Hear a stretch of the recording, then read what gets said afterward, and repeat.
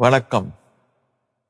இசை உலகில் தமிழுக்கும் தமிழருக்கும் மட்டுமல்லாது தமிழ்நாட்டுக்கே தனி பெருமையை தேடி தந்தவர் இசைஞானி அவர்கள்.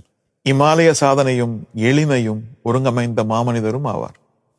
சாஸ்திரிய சங்கீதம், மேற்கத்திய செவ்வியல் இசை, மக்கள் இசை இவற்றிற்கிடையே நிலவிய வேறுபாடுகளை தனது இசையின் வழியே ஒன்றாக்கிய இசை மேதை ஆவார்.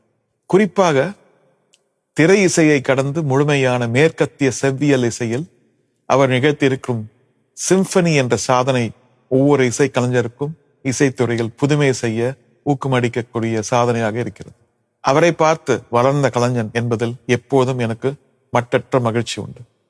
இந்த கொண்டாட்டத்தில் பங்கெடுத்துக் கொள்வதில் உங்களைப் போலவே நானும் பெருவகை கொள்கிறேன். இசைஞானி இளையராஜா அவர்கள் பொன் விழா ஆண்டை தமிழ்நாட்டு அரசே ஒருங்கமைத்து கொண்டாடுவதை இளையராஜா அவர்களுக்கு மட்டுமான விழாவாக அல்லாமல் ஒட்டுமொத்த இசை கலைஞர்களுக்கான அங்கீகாரமாக பார்க்கிறேன்.